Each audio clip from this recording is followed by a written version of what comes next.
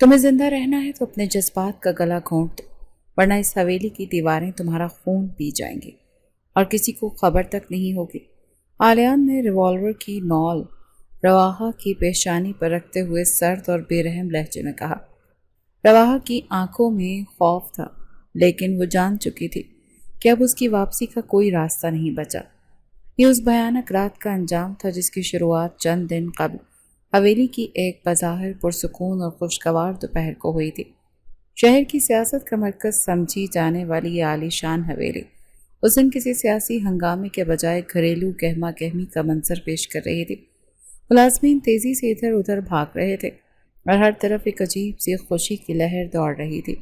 रवाहा अपने वसी अरीस कमरे में खड़ी बड़े से कद आदम आईने के सामने खुद को तनकीदी निगाहों से देख रही थी।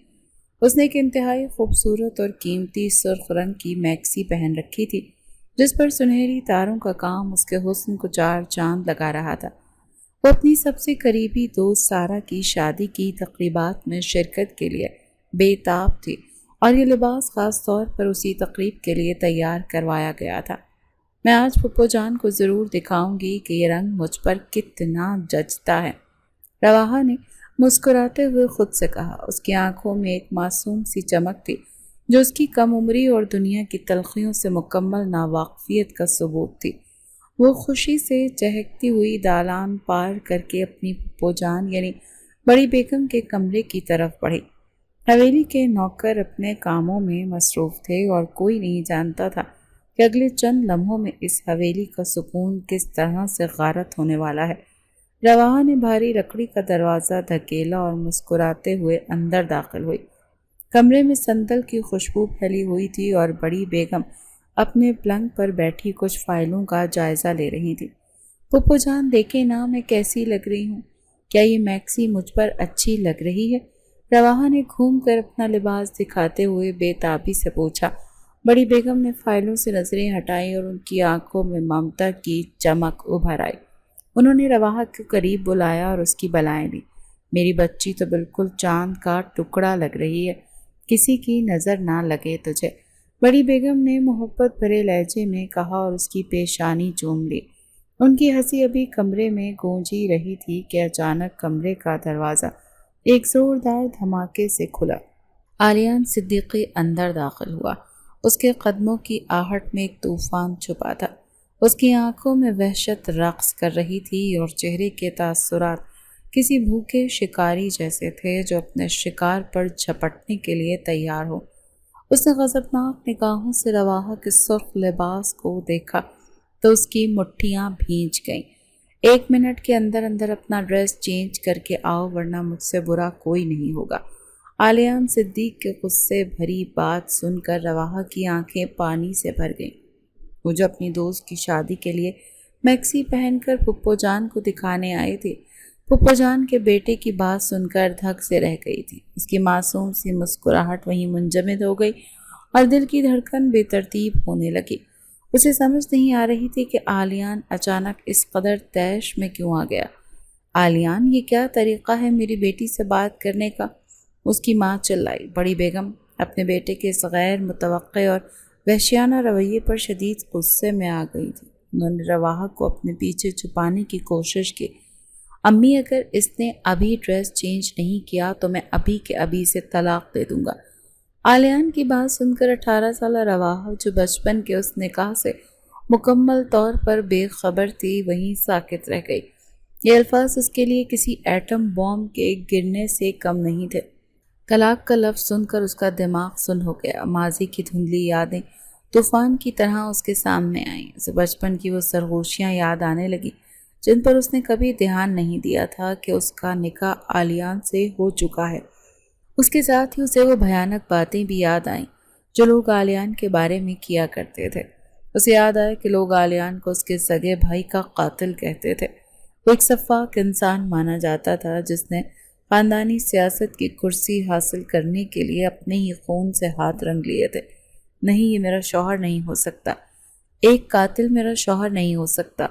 उसके अल्फाज सुनकर वहाँ मौजूद हर शख्स को सांप सूंघ गया था। रवाहा के लहजे में सदमा, बगावत और शदीद नफरत थी। اس نے الفاظ اتنی بلند آواز میں کہے کہ باہر کھڑے ملازمین تک نے سن لیے۔ جب آلیان نے یہ سنا تو اس کی آنکھوں میں خون اتر آیا۔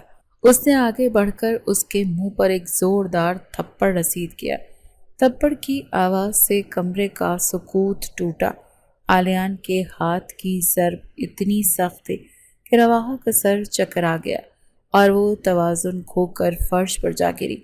اس کا نرم اور نازک گال سرخ ہو گیا اور ہونٹوں کے کنارے سے خون کی ایک ہلکی سی لکیر بہہ نکلی۔ اس کی سرخ میکسی اب آنسوں اور خوف کی علامت بن چکی تھی۔ بڑی بیگم چیختی ہوئی آگے بڑھی لیکن آلیان نے انہیں ہاتھ کے اشارے سے وہیں روک دیا۔ اماں آج ہی مجھے رخصتی کروانی ہے، وہ غصے سے کہتا وہاں سے چلا گیا۔ آلیان نے پیچھے مڑ کر رواحہ کو زمین پر سسکتے ہوئے نہیں دیکھا۔ اس کا فیصلہ حتمی تھا۔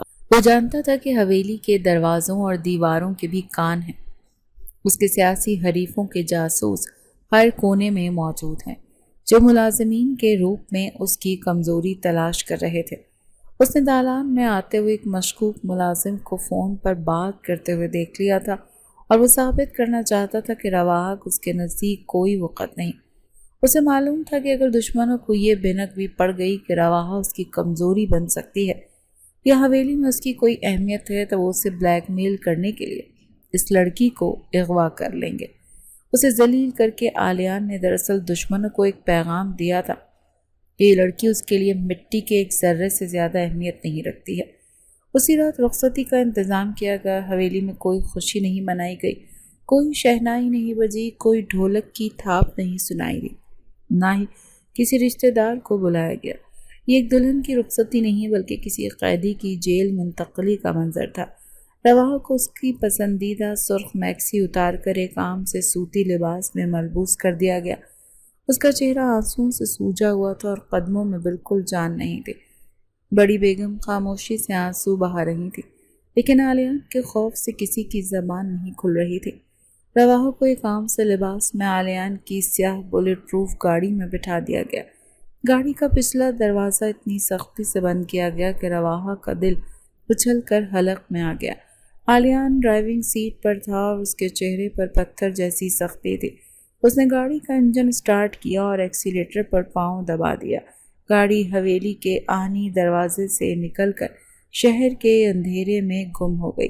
سڑکیں سنسان تھیں اور اسٹریٹ لائٹس کی زرد روشنی گاڑی کے شیشوں سے تیزی سے پھیل رہی تھی۔ رات کا سناٹا اور گاڑی کے پہیوں کی رگڑ ایک خوفناک سا ماحول پیدا کر رہی تھی۔ رواحہ پچھلی سیٹ پر بیٹھی خاموشی سے رو رہی تھی۔ اس کی ہچکیاں اور سسکیاں کار کے پرسکون ماحول میں واضح طور پر گونج رہی تھیں لیکن آلیان کے ماتھے پر کوئی شکن تک نہیں آئی۔ آلیان نے ایک بار بھی مڑ کر اسے نہیں دیکھا، نہ ہی اسے تسلی دینے کی کوئی کوشش کی۔ اس کا واحد مقصد اس لڑکی کو سیاسی دشمنوں کی نظروں سے دور کرنا تھا۔ وہ جانتا تھا کہ شہر میں اس وقت حالات انتہائی کشیدہ ہیں۔ اس کے بھائی کے قتل کے بعد سے سیاسی منظرنامہ ایک خون آشام جنگ کی صورت اختیار کر چکا تھا اور اس جنگ میں رواحہ کا حویلی میں رہنا موت کو دعوت دینے کے مترادف تھا۔ اس نے ریئر ویو مرر میں عقبی سڑک کا جائزہ لیا تاکہ یقین کر سکے کہ کوئی گاڑی ان کا پیچھا تو نہیں کر رہی۔ سفر طویل اور تھکا دینے والا تھا اور کئی گھنٹوں کی مسلسل ڈرائیونگ کے بعد گاڑی شہر کی حدود میں مکمل طور پر باہر نکل آئی تھی۔ اب وہ کچے اور دشوار گزار پہاڑی راستوں پر سفر کر رہے تھے۔ چاروں طرف گھپ اندھیرا تھا اور گاڑی کی تیز ہیڈ لائٹس اندھیرے کا سینہ چیرتی ہوئی آگے بڑھ رہی تھی۔ رواحہ کا دل خوف سے زور زور سے دھڑک رہا تھا۔ اسے لگ رہا تھا کہ آلیان اسے کسی ویران کھائی میں دھکا دے کر مارنے کے لیے لے کر جا رہا ہے۔ گاڑی کئی گھنٹوں تک سفر کے بعد شہر سے دور ایک ویران خفیہ پہاڑی کے ریسٹ ہاؤس پر رکی۔ یہ جگہ آلیان کی خفیہ پناہ گاہ تھی جسے اس نے طویل عرصے سے اپنے خاص مقصد اور ہنگامی حالات سے نمٹنے کے لیے تیار کروا رکھا تھا۔ عمارت کا خاکہ رات کے اندھیرے میں کسی خوفناک قلعے جیسا لگ رہا تھا۔ چاروں طرف مسلح گارڈز تعینات تھے جن کے ہاتھوں میں جدید ترین آٹومیٹک ہتھیار موجود تھے اور ان کی چوکنی نگاہیں ہر طرف گردش کر رہی تھیں۔ گاڑی کی رکتے ہی 2 گارڈز تیزی سے آگے بڑھے، لیکن آلیان نے انہیں ہاتھ کے اشارے سے پیچھے ہٹنے کا حکم دیا۔ آلیان نے گاڑی کا دروازہ کھولا اور باہر نکل کر پچھلی سیٹ کی طرف آیا۔ اس نے رواحہ کو بازو سے پکڑا اور سختی سے کھینچتے ہوئے اندر لے گیا۔ میرا بازو چھوڑیں، مجھے درد ہو رہا ہے۔ آپ مجھے کہاں لے کر آئے ہیں؟ رواحہ نے روتے ہوئے اپنا بازو چھڑوانے کی کوشش کی، لیکن آلیان کی گرفت کسی لوہے کے شکنجے جیسی سخت تھی۔ آلیان نے اس کی چیخو پکار کو مکمل طور پر نظر انداز کیا اور اسے گھسیٹتے ہوئے عمارت کے سرد اور تاریک کوریڈور سے گزارتا ہوا آگے بڑھا۔ گارڈ بت بنے کھڑے تھے اور کسی کی جرأت نہیں تھی کہ وہ آلیان کے غصے کے سامنے ایک لفظ بھی بول سکتے۔ اس نے رواحہ کو ایک تاریک اور بڑے کمرے میں دھکا دیا اور باہر سے کنڈی لگا دی۔ رواحہ توازن برقرار نہ رکھ سکی اور ٹھنڈے فرش پر جا گری۔ کمرے میں گھپ اندھیرا تھا اور کھڑکیوں پر لگی لوہے کی موٹی سلاخوں سے صرف پہاڑوں کی سرد ہوا اندر آ رہی تھی۔ رواحہ، دروازہ کھولیں، مجھے اندھیرے سے ڈر لگتا ہے، خدا را مجھے اکیلا مت چھوڑیں۔ رواحہ نے تیزی سے اٹھ کر دروازہ پیٹا، لیکن باہر مکمل خاموشی تھی۔ اس کی آوازیں موٹے اور بھاری دروازے سے ٹکرا کر واپس اسی پر طنز کر رہی تھی۔ آلیان نے گارڈ کو واضح حکم دیا کہ لڑکی کو اس کمرے سے باہر نکالنے کی قطعی اجازت نہیں ہے۔ اس دروازے کا تالا کسی صورت نہیں کھلنا چاہیے۔ اگر اس لڑکی نے باہر قدم رکھا تو میں تم سب کی لاشیں اسی پہاڑی سے نیچے پھینک دوں گا۔ آلیان نے پہرے داروں کے انچارج کو سخت لہجے میں وارننگ دی تھی اور وہاں سے مڑ گیا تھا۔ اگلے 2 دن رواحہ کے لیے قیامت خیز تھے۔ کمرے میں ایک عجیب سی گھٹن اور موت جیسا سناٹا تھا۔ وہ سارا دن فرش پر بیٹھی روتی رہتی اور دروازے کو دیکھتی رہتی۔ اسے دن میں 2 بار کھانا دیا جاتا، لیکن لانے والا گارڈ ایک روبوٹ کی طرح کام کرتا۔ وہ تالا کھولتا، کھانے کی ٹرے اندر رکھتا، رواحہ کی کسی بھی بات کا جواب دیے بغیر دروازہ دوبارہ بند کر کے تالا لگا دیتا۔ رواحہ منتیں کرتی، چیختی، چلاتی، لیکن آلیان اس کے سامنے نہیں آیا۔ وہ مکمل طور پر قیدی کی زندگی گزار رہی تھی۔ اسے لگ رہا تھا جیسے اسے زندہ دفن کر دیا گیا ہے۔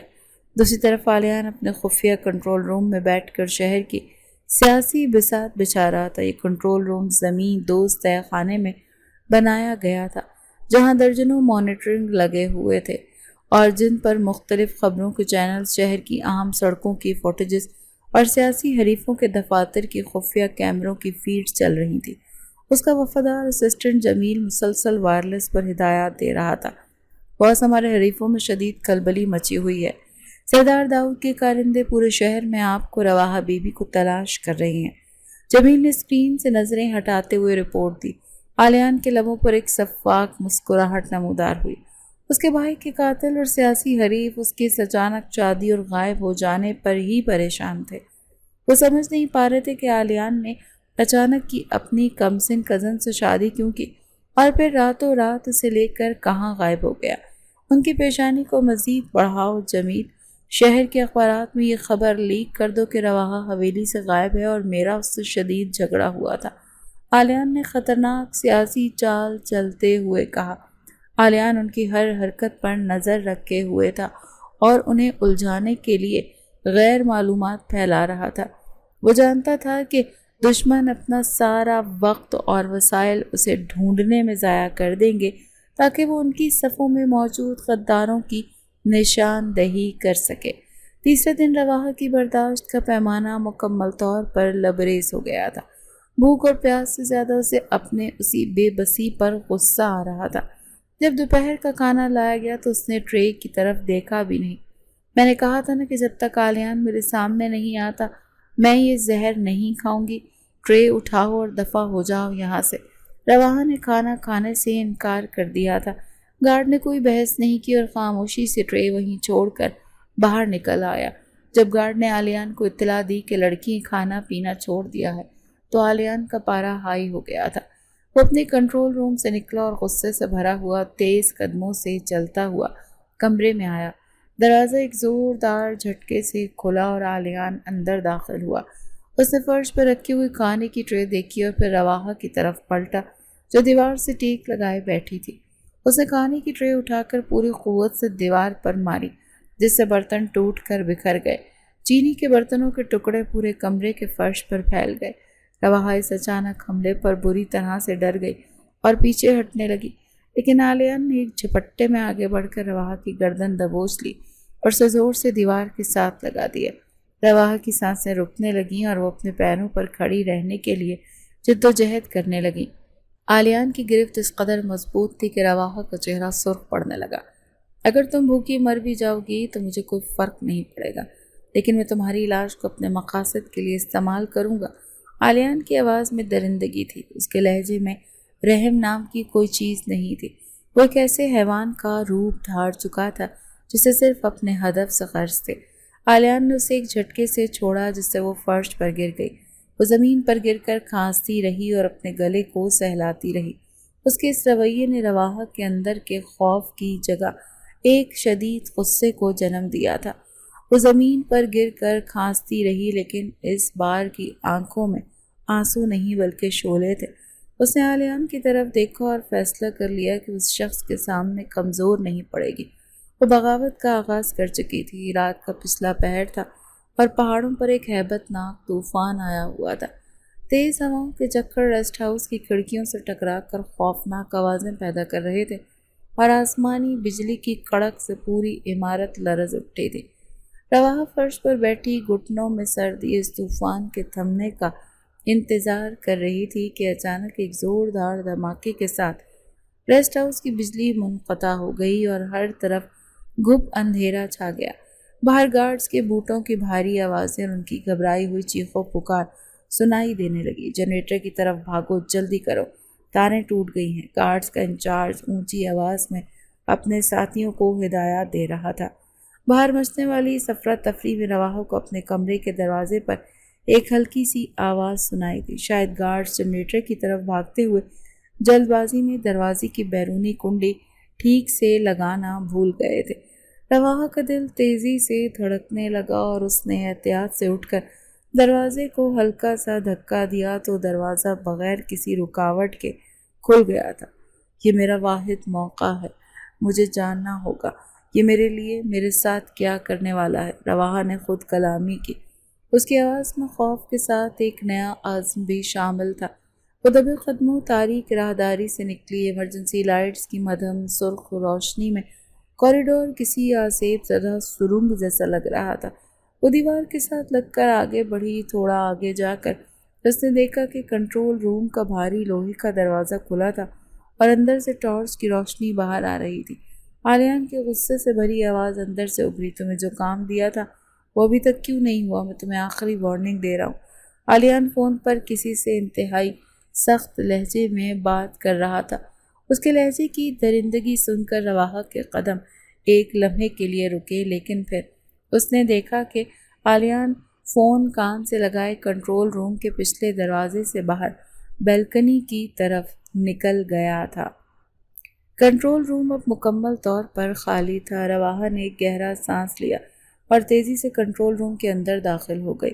اس نے دروازہ اندر سے بند نہیں کیا تاکہ کسی بھی آہٹ پر فوراً باہر نکل سکے۔ کمرے میں چاروں طرف بڑی بڑی اسکرینز بند پڑی تھیں، لیکن ایمرجنسی بلب کی روشنی میں دیواروں پر لگے بڑے بڑے نقشے واضح نظر آ رہے تھے۔ ان نقشوں پر سرخ رنگ کے کراس لگے تھے اور کئی نامعلوم لوگوں کی تصویریں پن کی گئی تھیں۔ یہ سب کیا ہے؟ عالیان آخر کس جنگ کی تیاری کر رہا ہے؟ رواحہ کی آنکھیں حیرت سے پھیل گئیں۔ وہ نقشوں کو دیکھتی ہوئی میز کی طرف بڑھی کہ اچانک اس کی نظر میز کے بالکل درمیان میں رکھی موٹی اور سرخ رنگ کی فائل پر پڑی۔ اس میں جلی حروف میں رواحہ کے والدین کا نام درج تھا۔ اس کا دل جیسے ایک لمحے کے لیے دھڑکنا بھول گیا تھا۔ میرے امی ابو کی فائل یہاں پر کیا کر رہی ہے؟ عالیان کا ان سے کیا تعلق ہو سکتا ہے؟ رواحہ کے ہاتھ بری طرح سے کانپنے لگے تھے۔ اس نے کپ کپاتے ہوئے ہاتھوں سے فائل کھولی۔ پہلا صفحہ ایک تفصیلی پولیس رپورٹ پر مبنی تھا۔ اس نے پڑھنا شروع کیا تو اس کی آنکھوں کے سامنے اندھیرا چھانے لگا۔ رپورٹ میں واضح طور پر لکھا تھا کہ کار کا حادثہ کوئی قدرتی واقعہ نہیں بلکہ گاڑی کے انجن کے نیچے ایک ریموٹ کنٹرول بم نصب کیا گیا تھا۔ یہ جھوٹ ہے، یہ کیسے ہو سکتا ہے؟ پولیس نے تو کہا تھا کہ گاڑی کھائی میں گری تھی۔ روا کے منہ سے ایک سسکی نکلی تھی، اس کی آنکھوں سے آنسو تیزی سے بہنے لگے تھے۔ اس نے اگلا صفحہ پلٹا تو وہاں پوسٹ مارٹم کی دل خراش تصاویریں لگی ہوئی تھیں۔ تصاویر کے نیچے فرانزک لیب کی رپورٹ بھی تھی، جس میں بارود کی کیمیائی اجزاء کی تصدیق کی گئی تھی۔ فائل کے آخر میں ان لوگوں کی تفصیلات درج تھیں جنہوں نے یہ دھماکہ کروایا۔ یہ وہی سیاسی مافیا تھا جس نے آلیان کے سگے بھائی کو قتل کیا تھا۔ اس کا مطلب ہے کہ آلیان ان قاتلوں کے خلاف اکیلا ثبوت جمع کر رہا ہے، اور میرے ماں باپ کو بھی انہی درندوں نے مارا ہے۔ روا صدمے سے پیچھے ہٹی اور اس کے دماغ میں ایک زوردار دھماکہ ہوا۔ وہ حقیقت جو برسوں سے اس سے چھپائی گئی تھی آج اس کے سامنے ننگی کھڑی تھی۔ وہ جیسے اپنے والدین کی طبعی موت سمجھتی رہی، وہ ایک سفاکانہ قتل تھا۔ آلیان نے یہ فائل اس لیے رکھی تھی کیونکہ وہ ان دونوں خاندانوں کے قاتلوں سے بدلہ لینے کی منصوبہ بندی کر رہا تھا۔ روا کی ٹانگوں سے جان نکل گئی، وہ دھپ سے فرش پر گر پڑی تھی۔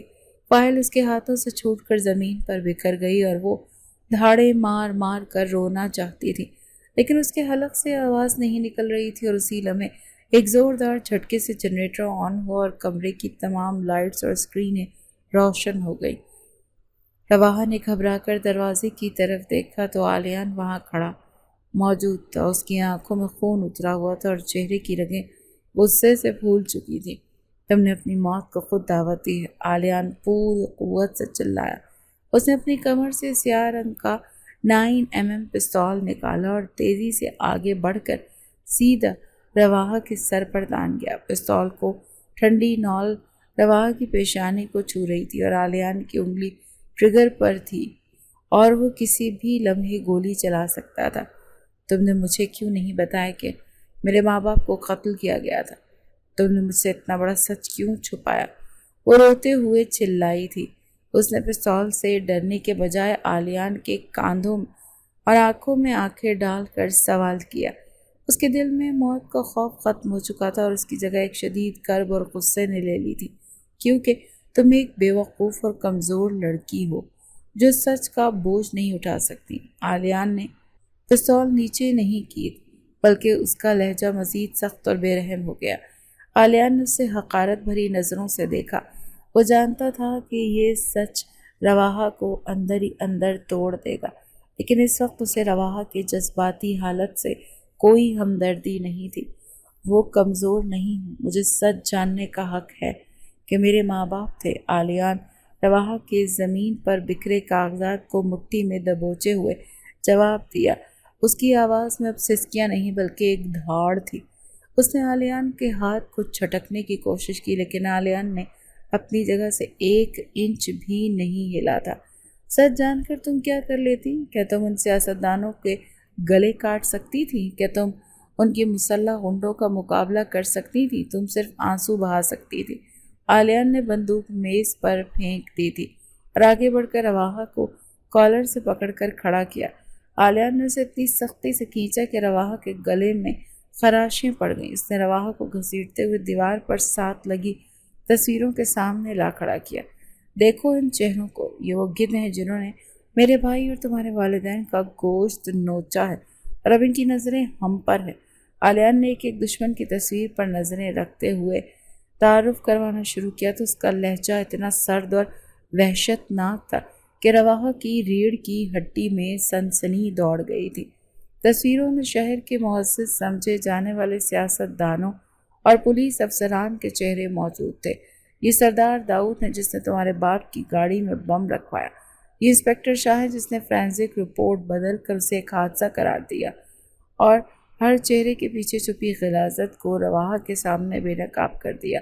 روا کی آنکھوں سے آنسو خشک ہو چکے تھے اور وہ ان تصویروں کو ایسے دیکھ رہی تھی جیسے ان چہروں کو ہمیشہ کے لیے اپنے دماغ میں جلا کر نقش کر لینا چاہتی ہو۔ وہ لوگ آپ کو قاتل کیوں کہتے ہیں؟ آپ نے اپنے بھائی کو کیوں مارا؟ روا نے الجھن اور بے تابی سے پوچھا۔ وہ آلیان کی ہر بات پر یقین کرنے لگی تھی، لیکن وہ داغ جو آلیان کے ماتھے پر لگا تھا وہ اسے سمجھ نہیں آ رہا تھا۔ میں نے خاندانی سیاست بچانے اور اصل قاتلوں کو بے نقاب کرنے کے لیے اپنے بھائی کے قتل کا الزام بھی اپنے سر لے لیا تھا۔ आलियान ने दीवार पर मुक्का मारते हुए जवाब दिया। उसकी आंखों में एक लम्हे के लिए एक शदीद दर्द उभरा, लेकिन उसने फौरन उसे छुपा लिया। मैं जानता हूँ कि अगर दुश्मनों को पता चल जाए कि मुझे उनकी हकीकत मालूम है तो वो मुझे भी मार देंगे, और मैं खुद को कातिल साबित करके उन्हें बेफिक्र कर चुका हूँ ताकि मैं चुप कर उनकी जड़ें काट सकूँ। वो तन्हा इस गंदी जंग का सामना कर रहा था। आप इतने साल अकेले ये सब कैसे बर्दाश्त करते रहे? आपने मुझे इस जंग में शामिल क्यों नहीं किया? रवाह की आवाज़ में अब आलियान के लिए कोई नफरत नहीं थी। उसने आलियान के खून बहते हाथों की तरफ देखा, जिसे दीवार पर मुक्का मारने की वजह से खून रिस रहा था। क्योंकि इस दुनिया में बका के लिए जज्बात को मारना पड़ता है, और तुम जज्बात से भरी हुई एक अहमक लड़की थी। आलियान ने अपने हाथ झटकते हुए इंतहाई सफाक लहजे में जवाब दिया।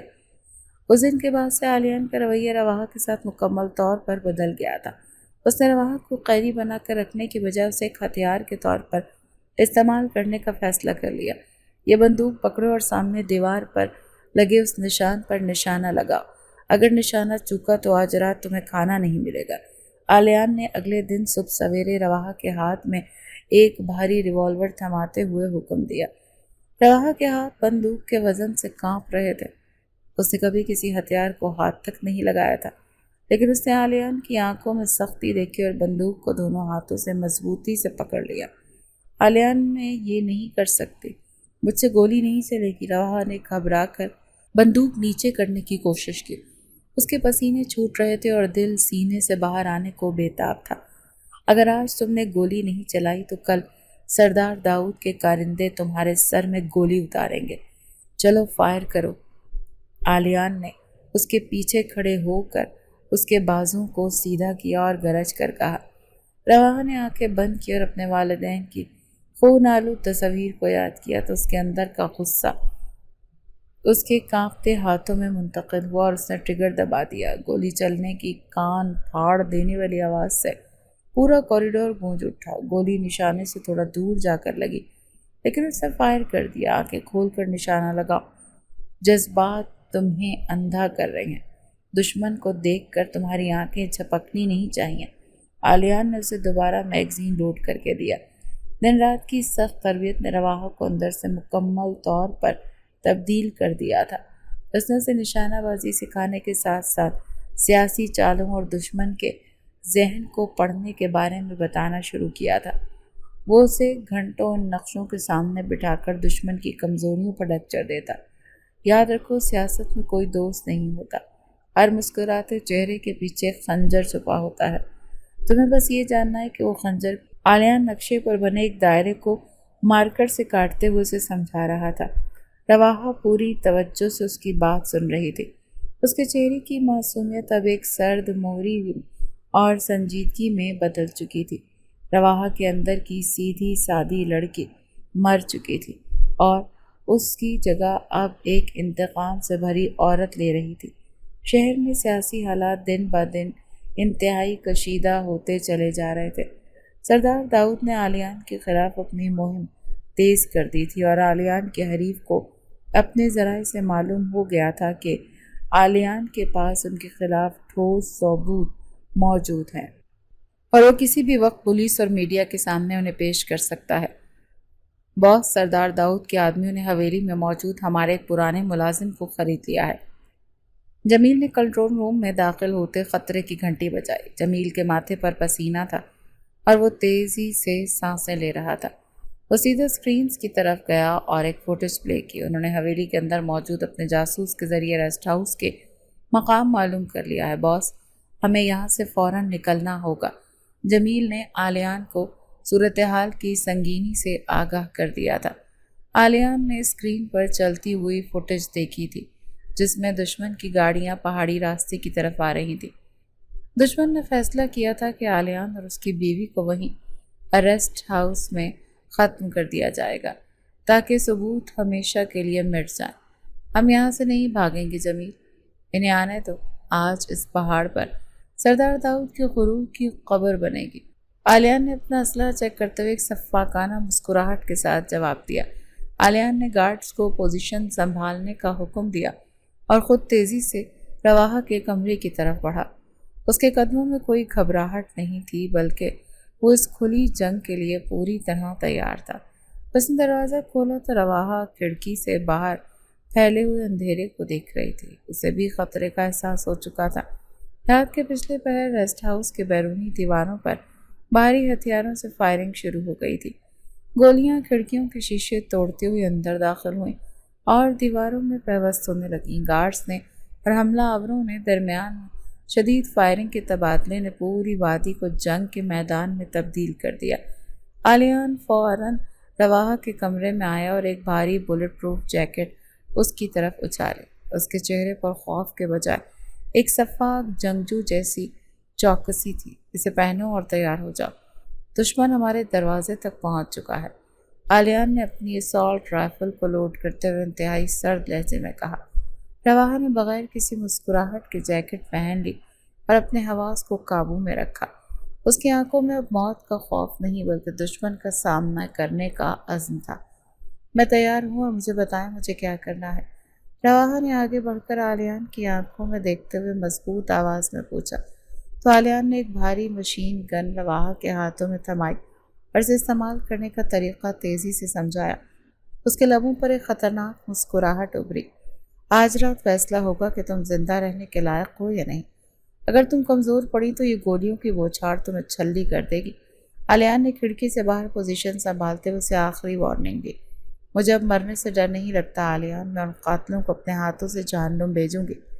رواحہ نے مشین گن کی نول کھڑکی کی طرف کرتے ہوئے بھرپور غصے سے جواب دیا۔ آلیان خود آگے بڑھ کر کھڑکی کے شیشے کے پیچھے سے دشمنوں پر جوابی فائرنگ کرنے لگا۔ اس کی ہر گولی کسی نہ کسی حملہ آور کو موت کی نیند سلا رہی تھی۔ رواحہ اس کے بالکل پیچھے کھڑی تھی اور کور فائر دے رہی تھی۔ کمرے میں بارود کا دھواں اور گولیوں کے بحری کر دینے والی آوازیں گونج رہی تھیں۔ باہر سے حملہ آوروں کی تعداد مسلسل بڑھ رہی تھی اور وہ ریسٹ ہاؤس کے مرکزی دروازے کی طرف پیش قدمی کر رہے تھے۔ آلیان نے جمیل کو وائرلیس پر ہدایت دی کہ جمیل دائیں طرف کے گارڈ کو بولو کہ وہ گرنیڈ کا استعمال کریں، دشمن کو اندر داخل نہیں ہونے دینا۔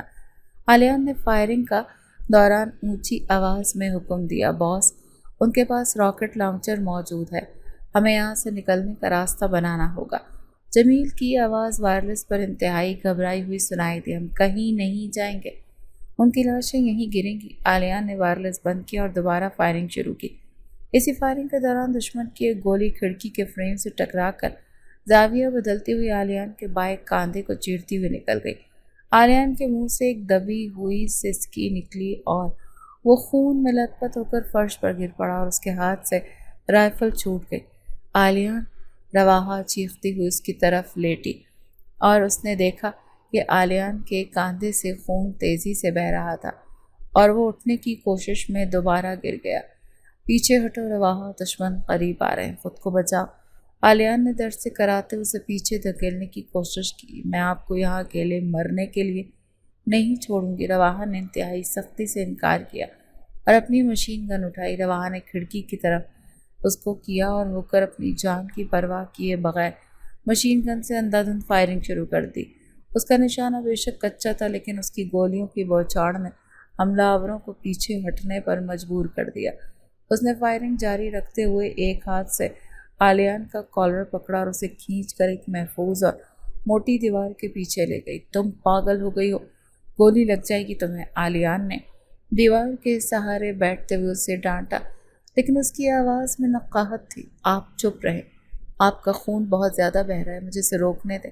رواحہ نے مشین گن فرش پر رکھی اور تیزی سے اپنا سوتی دوپٹہ پھاڑنا شروع کیا۔ اس نے دوپٹے کے موٹے ٹکڑے کو آلیان کے زخم پر رکھا اور اسے سختی سے باندھ دیا۔ خون کا بہاؤ اس دباؤ کی وجہ سے کچھ کم ہوا۔ اس رات آلیان نے پہلی بار رواحہ کی آنکھوں میں اپنے لیے ہمدردی اور بہادری دیکھی۔ وہ لڑکی جو چند دن پہلے ایک تھپڑ سے رو پڑتی تھی، آج اس کی جان بچانے کے لیے گولیاں برسا رہی تھی۔ تم نے میری جان کیوں بچائی؟ تم چاہتی تو مجھے مرنے دے سکتی تھی، آلیان نے رواحہ کے خون آلود ہاتھوں کو دیکھتے ہوئے ایک عجیب سے لہجے میں پوچھا۔ کیونکہ ہماری جنگ ایک ہے اور مجھے اپنا بدلہ لینے کے لیے آپ کی ضرورت ہے، رواحہ نے اس کی آنکھوں میں سیدھا دیکھتے ہوئے بغیر کسی جذبات کے جواب دیا۔ ان دونوں کے درمیان اس خونی رات اور بارود کے دھوئیں میں خاموش اور مضبوط رشتہ قائم ہو چکا تھا۔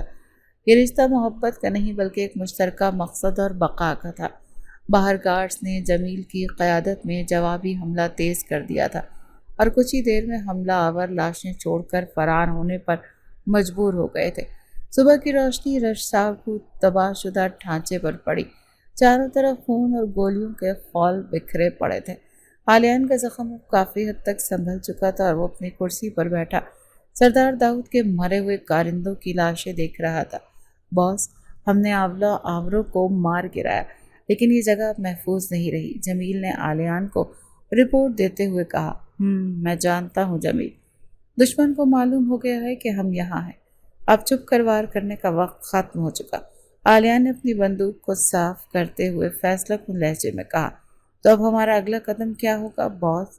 جمیل نے حیرت سے پوچھا۔ ہم واپس شہر جائیں گے، اپنے مرکزی حویلی میں۔ دشمنوں کو کھلی جنگ کی دعوت دینا ضروری ہے۔ آلیان نے کھڑے ہو کر رواحہ کی طرف دیکھا جو اب خون سے لت پت جیکٹ اتارے ایک کونے میں کھڑی تھی۔ کیا تم میرے ساتھ اس کھلی جنگ میں اترنے کے لیے تیار ہو؟ آلیان نے رواحہ سے پوچھا۔ اسی دن کا انتظار کر رہی تھی۔ آلیان، میں تیار ہوں۔ رواحہ کا لہجہ برف جیسا ٹھنڈا اور کاٹدار تھا۔ آلیان اور رواحہ بھاری سیکیورٹی کے حصار میں واپس شہر کی مرکزی حویلی پہنچ گئے۔ ان کی اچانک واپسی نے سیاسی حریفوں میں کھلبلی مچا دی۔ حویلی کے دروازے کھلے تو سب سے پہلے آلیان اندر داخل ہوا اور اس کے بالکل ساتھ رواحہ قدم سے قدم ملا کر چل رہی تھی۔ بڑی بیگم اور حویلی کی ملازمین انہیں اس حال میں دیکھ کر ہکا بکا رہ گئے تھے۔ آلیان، میرے بیٹے، تم کہاں تھے اور تمہارا کاندھا کیسے زخمی ہوا؟ بڑی بیگم دوڑتی ہوئی آئی اور آلیان کو گلے لگانے کی کوشش کی۔ میں ٹھیک ہوں اماں، بس کچھ گدھوں کا شکار کرنے گیا تھا اور اب میں ان کا مکمل صفایا کرنے واپس آیا ہوں۔ آلیان نے اپنی ماں کو تسلی دی اور سیدھا اپنے مطالعے کے کمرے کی طرف بڑھ گیا۔ رواحہ بی بی، آپ ٹھیک تو ہیں؟ آپ کا چہرہ کتنا اترا ہوا ہے۔ ایک پرانی ملازمہ نے رواحہ کے قریب آ کر ہمدردی ظاہر کرنے کی کوشش کی۔ اپنے کام سے کام رکھو اور میرے راستے سے ہٹ جاؤ۔ رواحہ نے اس ملازمہ کو ایسی سرد اور خشمگی نگاہ سے دیکھا کہ ملازمہ خوف سے پیچھے ہٹ گئی۔ رواحہ کے اندر کی سیدھی سادی لڑکی ہمیشہ کے لیے شاید دفن ہو چکی تھی۔ اب وہ حویلی کی وہی مالکن بن چکی تھی جسے کسی سے کوئی ہمدردی نہیں تھی۔ آلیان نے اسے جس سانچے میں ڈھالا تھا اس میں مکمل طور پر فٹ ہو چکی تھی۔ 2 دن بعد شہر میں ایک بہت بڑی سیاسی تقریب تھی اور اس تقریب میں شہر کے تمام بڑے سیاستدان، بیوروکریٹس اور تاجر شریک تھے۔ سردار داؤد اور اس کے حواریوں کو پوری توقع تھی کہ ریسٹ ہاؤس پر حملے کے بعد آلیان خوفزدہ ہو کر کہیں چھپ گیا ہوگا اور وہ اس تقریب میں ہرگز نہیں آئے گا۔ سردار صاحب، آج رات تو خوشی کا موقع ہے۔ آلیان صدیقی کا تو اب نام و نشان بھی نہیں ملے گا۔ داؤد کے ایک چمچے نے شراب کا گلاس پکڑتے ہوئے خوشامد سے کہا۔ وہ چوہا اپنے بل میں چھپ گیا ہے اور میں جلد ہی اس لاش بھی اس کی ڈھونڈ نکالوں گا۔ سردار داؤد نے قہقہ لگاتے ہوئے غرور سے جواب دیا اور اسی لمحے ہال کے مرکزی دروازے کھلے اور پورے ہال میں ایک دم خاموشی چھا گئی۔ آلیان صدیقی ایک سیاہ رنگ کے مہنگی ترین سوٹ میں ملبوس کسی فاتح کی طرح اندر داخل ہوا۔ اس کے زخمی کاندھے پر کوئی پٹی نظر نہیں آ رہی تھی اور اس کی چال میں ایک بادشاہ جیسی رعونت تھی۔ اس کے بالکل ساتھ رواحہ چلی آ رہی تھی۔ اس نے ایک انتہائی شاندار اور باوقار سیاہ لباس پہن رکھا تھا۔ اس کے بال سختی سے پیچھے کی طرف بندھے ہوئے تھے اور اس کے چہرے پر کسی قسم کی کوئی میک اپ یا بناوٹ نہیں تھی۔ اس کی آنکھوں میں ایک ایسی سرد مہری اور کاٹ تھی جو کسی بھی انسان کا خون جمانے کے لیے کافی ہوتی ہے، لیکن غالباً یہ آلیان زندہ کیسے بچ گیا؟ اور یہ لڑکی اس کے ساتھ؟ سردار داؤد کے ماتھے پر پسینہ آ گیا تھا اور اس کے ہاتھ میں پکڑا گلاس لرزنے لگا۔ آلیان اور رواحہ سیدھے سردار داؤد کی میز کی طرف بڑھے۔ وہاں موجود تمام سیاسی حریفوں کی سانسیں جیسے ایک دم ہی اٹک گئی تھی۔ رواحہ جو کبھی محفلوں میں بولنے سے کتراتی تھی اب ایک پراعتماد عورت بن چکی تھی۔ سردار داؤد، مجھے امید نہیں تھی کہ تم اتنی جلدی میری موت کا جشن منانے لگو گے۔ آلیان نے میز پر ہاتھ رکھتے ہوئے زہریلی مسکراہٹ کے ساتھ کہا۔ آلیان صاحب، آپ کو یہاں دیکھ کر خوشی ہوئی، ہم تو سمجھے کہ آپ شہر چھوڑ گئے ہیں۔ سردار داؤد نے اپنی گھبراہٹ کو چھپاتے ہوئے نقلی مسکراہٹ کے ساتھ جواب دیا۔ शहर तो वो छोड़ते हैं जिन्हें मौत का डर हो, हम तो मौत बांटने वाले लोग हैं दाऊद साहब। रवाहा ने आलियान के बोलने से पहले इंतहाई सफाक और काटदार लहजे में जवाब दिया। रवा की इस अचानक और जहरी बात पर सरदार दाऊद और उसके साथियों के चेहरे सुर्ख पड़ गए। उन्हें एक 18 साल लड़की से इस कदर जुर्रतमंदाना रवैये की तो बिल्कुल भी तवक्को नहीं थी। ये आपकी अहलियां हैं आलियान साहब, उनकी जबान काफ़ी तेज़ है। सरदार दाऊद ने दांत पीसते हुए आलियान की तरफ देखा। मेरी अहलिया की जबान से ज़्यादा उसका निशाना तेज़ है। सरदार साहब दुआ करें कि कभी आप पर अपना निशाना ना आजमाए। आलियान ने रवाहा की बात की तायीद करते हुए सरदार दाऊद की आंखों में आंखें डालकर धमकी दी। हमें किसी के निशाने से डर नहीं लगता आलियान, हम सियासत के पुराने खिलाड़ी हैं। सरदार दाऊद ने मेरे से उठते हुए गुस्से से कहा। पुराने खिलाड़ी अक्सर खेल के उसूल भूल जाते हैं और फिर वो खेल से बाहर हो जाते हैं। रवाहा ने एक कदम आगे बढ़कर दाऊद की आंखों में देखते हुए आखिरी वार किया। आलियान और रवाहा की तकरीब में अपने हरीफों का सामना नहायत सफाकी से किया। उन्होंने पूरे शहर के सामने ये साबित कर दिया था कि वो किसी से डरने वाले नहीं, और अब ये जंग उनकी शर्त पर लड़ी जाएगी। तकरीब के अख्ताम पर वो दोनों एक फातिहाना अंदाज में हॉल से बाहर निकल आए, जबकि उनके दुश्मनों के दिलों में खौफ की एक नई लहर दौड़ चुकी थी। हवेली वापसी का सफ़र खामोशी से तय हुआ, लेकिन इन दोनों के दिमागों में दुश्मन के खिलाफ अगली चाल तैयार हो रही थी। तकरीब से वापस आने के बाद हवेली में एक अजीब सी खामोशी और तनाव की कैफियत थी। रवाहा अपने कमरे की तरफ जा रही थी कि अचानक उसकी तेज़ निगाहों ने राहदारी के अंधेरे में एक साए को हरकत करते देखा। वो रुक गई और बगौर उसकी तरफ देखा। यह हवेली का पुराना मालिक रहीम था, जो उसकी रुखसती की रात भी मशकूक अंदाज में फ़ोन पर किसी से बातें कर रहा था।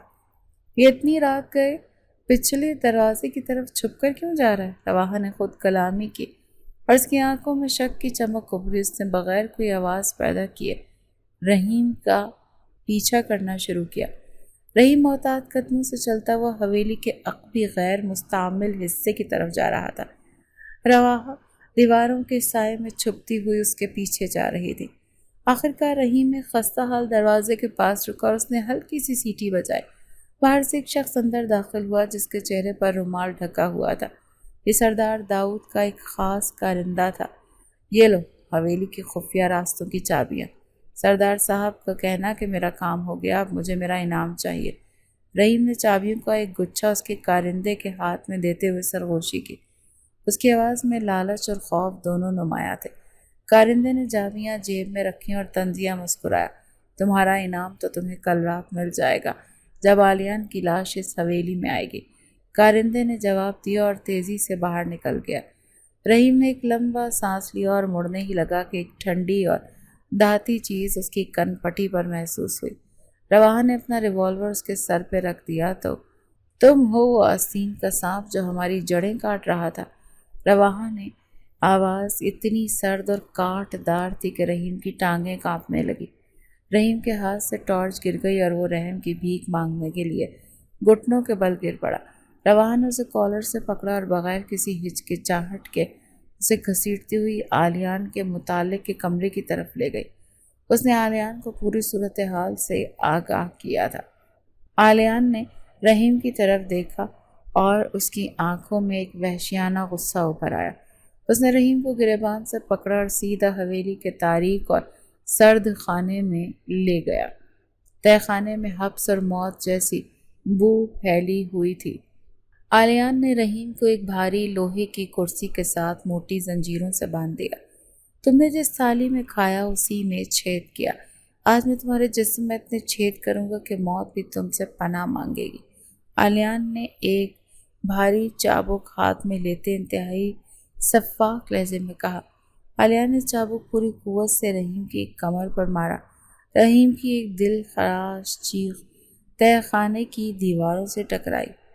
रवाहा चंद कदम के फासले पर खड़ी इस मंजर को बगैर पलकें झपकाए मुकम्मल सर्द मोहरी से देख रही थी। उसके चेहरे पर किसी किस्म के रहम या खौफ का कोई नाम और निशान तक नहीं था। मुझे माफ़ कर दें आलियान साहब, मैं लालच में आ गया था सरदार दाऊद ने مجھے مجبور کیا تھا۔ رحیم درد سے بلکتے ہوئے چیخ رہا تھا۔ آلیان نے اس کی ایک نہ سنی اور مسلسل اس پر بدترین تشدد کرتا رہا۔ اس کا مقصد داؤد کا اگلا منصوبہ کیا ہے؟ اس کا مقصد صرف غصہ نکالنا نہیں بلکہ دشمن کو اگلے وار کی مکمل تفصیلات اگلوانا تھا۔ بتاؤ سردار داؤد کا اگلا منصوبہ کیا ہے؟ ان چابیوں کا کیا کرنے والا ہے؟ آلیان نے رحیم کے بالوں کو سختی سے پکڑ کر اس کا سر پیچھے کی طرف کھینچتے ہوئے پوچھا۔ رحیم کے منہ سے خون بہہ رہا تھا اور اس کی برداشت ختم ہو چکی تھی۔ موت کے خوف سے اسے سب کچھ سچ بتانے پر مجبور کر دیا۔ سردار داؤد کل رات کی میٹنگ کے بعد آپ کی گاڑی کو بم سے اڑانے کا منصوبہ بنا چکا ہے۔ وہ چابیاں اس نے حویلی میں بارود رکھوانے کے لیے منگوائی تھیں تاکہ دھماکے کے بعد اگر آپ بچ بھی جائیں تو حویلی پر حملہ کیا جا سکے۔ رحیم ہانپتے ہوئے ٹوٹے الفاظ میں ساری حقیقت بیان کر چکا تھا اور یہ سن کر آلیان نے رحیم کو ایک زوردار ٹھوکر ماری تھی اور وہ بے ہوش ہو کر لٹک گیا۔ آلیان نے چابک زمین پر پھینکا اور رواحہ کی طرف دیکھا۔ ان دونوں کی آنکھوں میں ایک مشترکہ فتح اور انتقام کی چمک تھی۔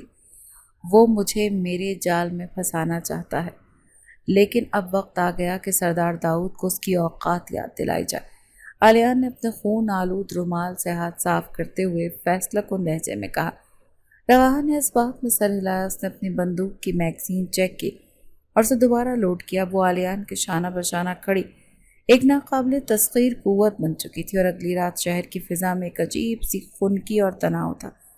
سردار داؤد کے کارندے اپنے منصوبے کے مطابق راستے میں بارود بچھا چکے تھے اور آلیان کی گاڑی کا انتظار کر رہے تھے۔ آلیان نے دشمنوں کو انہی کے جال میں پھنسانے کے لیے ایک انتہائی خطرناک اور ماسٹر مائنڈ منصوبہ بنایا۔ اس نے اپنے مخصوص بلٹ پروف گاڑی کو بالکل اسی راستے پر روانہ کیا جس پر دشمن نے بوم نصب کیا تھا۔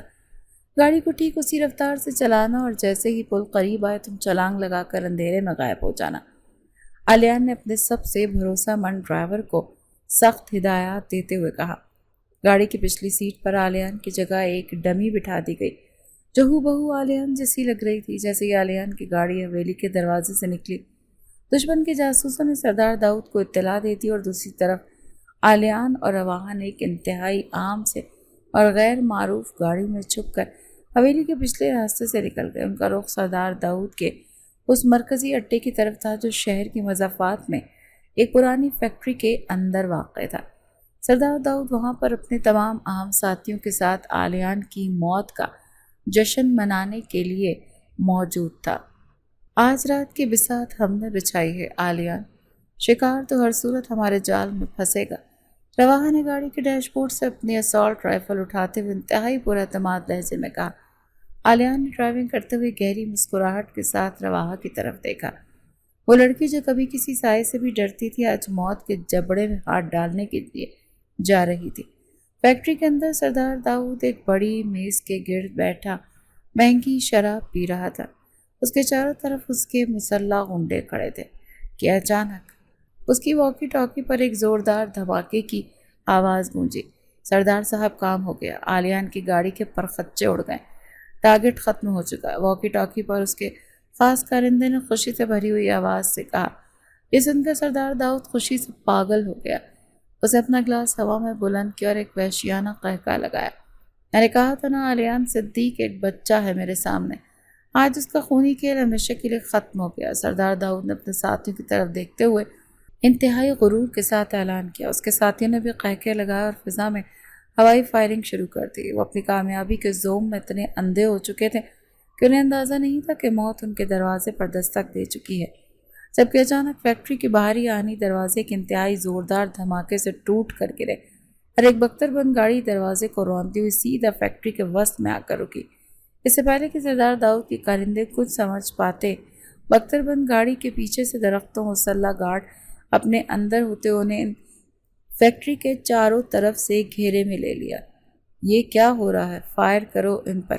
سردار داؤد نے بوکھلاہٹ میں اپنی بندوق اٹھاتے ہوئے چیخ کر حکم دیا، لیکن اس سے پہلے کہ کوئی فائر کرتا بختر بند گاڑی کا دروازہ کھلا اور آلیان صدیق اپنی بھاری نفری اور جدید ترین ہتھیاروں کے ساتھ اندر داخل ہوا۔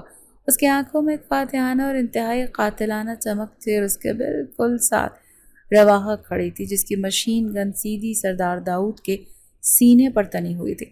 یہ کیسے ممکن ہے؟ تم تو اس گاڑی میں تھے، جو ابھی تباہ ہوئی سردار داؤد کے ہاتھ سے بندوق گر گئی اور وہ صدمے سے پیچھے ہٹا وہ کرسی پر گر پڑا۔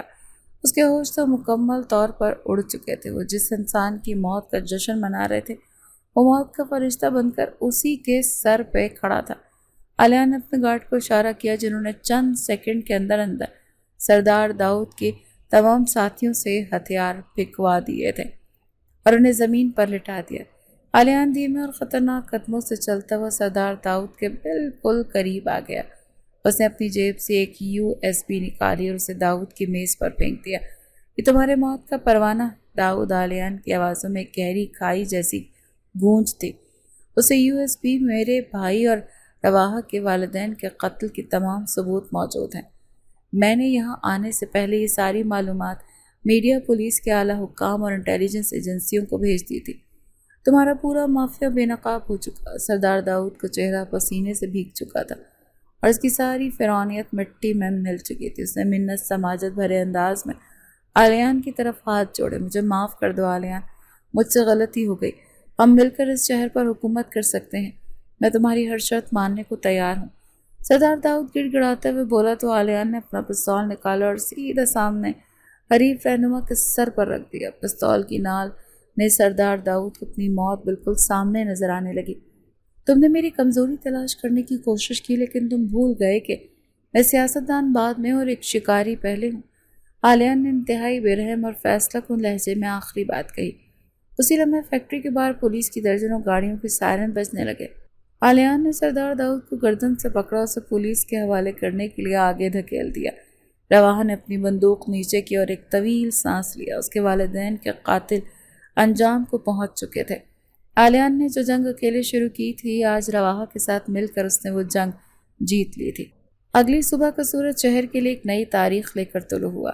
سردار داؤد اور اس کے تمام اہم ساتھیوں کو گرفتار کر لیا گیا اور ان کا پورا سیاسی مافیا جڑ سے تباہ ہو گیا۔ میڈیا پر عالیان کی جانب سے فراہم کیے گئے ثبوت چل رہے تھے اور پورے ملک میں ہلچل مچی ہوئی تھی۔ حویلی میں اب مکمل سکون تھا۔ کوئی جاسوس نہیں، کوئی غدار نہیں، کوئی دشمن کا خطرہ نہیں۔ خاندانی وقار جسے عالیان کے بھائی کے قتل کے بعد داغدار کرنے کی کوشش کی گئی، مکمل طور پر اب بحال ہو چکا تھا۔ عالیان کا نام اب ایک دہشت اور طاقت کی علامت بن چکا تھا۔ رات کا اندھیرا پھیل چکا تھا، آسمان پر ستارے چمک رہے تھے اور حویلی کے باغات میں ایک پرسکون خاموشی تھی۔ عالیان اور رواحہ اپنے کمرے کی وسیع بیلکنی میں کھڑے، ٹھنڈی ہوا ان کے چہروں کو چھو رہی تھی۔ عالیان نے اپنی جیب سے قیمتی کیوبن سگار نکالا اور اسے سلگایا۔ سگار کا دھواں فضا میں تحلیل ہونے لگا۔ عالیان نے گہرا کش لیا اور مڑ کر رواحہ کی طرف دیکھا۔ رواحہ نے وہی سیاہ لباس پہن رکھا تھا جس میں وہ آخری جنگ لڑنے گئی تھی۔ عالیان کی آنکھوں میں رواحہ کے لیے وہ سرد مہری بے رحمی نہیں تھی جو رخصتی کی رات تھی۔ اس کی جگہ ایک عجیب سا مان، ایک فخر اور ناقابل تسخیر شراکت داری کی چمک تھی۔ تم نے ثابت کر دیا کہ تم ایک کمزور لڑکی نہیں بلکہ اس حویلی کی اصل مالکن ہو۔ عالیان نے سگار کو انگلیوں کے درمیان گھماتے ہوئے ایک نرم لیکن باوقار لہجے میں کہا۔ رواحہ نے عالیان کی آنکھوں میں دیکھا۔ اس کی آنکھوں میں بھی اب آنسوں کی جگہ ایک مضبوطی آ چکی تھی۔ اس نے مسکراتے ہوئے اپنا ہاتھ آگے بڑھایا اور عالیان کے ہاتھ سے سگار لے لیا۔ اگر آپ شکاری ہیں تو میں آپ کی بندوق ہوں جس کے بغیر آپ کا ہر نشانہ ادھورا ہے۔ رواحہ نے خود سگار پیا اور دھواں ہوا میں اڑاتے ہوئے ایک پراعتماد مسکراہٹ کے ساتھ جواب دیا تو عالیان کے لبوں پر بھی ایک مسکراہٹ ابھر آئی۔ وہ دونوں جان چکے تھے کہ انہوں نے جذبات کا گلا گھونٹ کر بقا کی جو جنگ لڑی ہے اس نے انہیں ایک دوسرے کے انتہائی قریب کر دیا ہے۔ وہ اس خونی سیاست میں ایک دوسرے کے سب سے بڑی طاقت بن چکے تھے اور اب ان کی حکمرانی کو شہر تو کیا پورے ملک میں کوئی چیلنج نہیں کر سکتا تھا۔ یہ ایک نئی شروعات تھی، ایک پرانی معصومیت کا خاتمہ اور ایک نئی شفاف جوڑی کا عروج جس نے اپنی ذہانت اور طاقت کے بل بوتے پر پورے شہر کا کنٹرول سنبھال لیا تھا۔ ان کی کہانی نے شہر کی تاریخ میں ایک ایسا باب رقم کر دیا تھا جسے مٹانا اب کسی کے بس میں نہیں تھا۔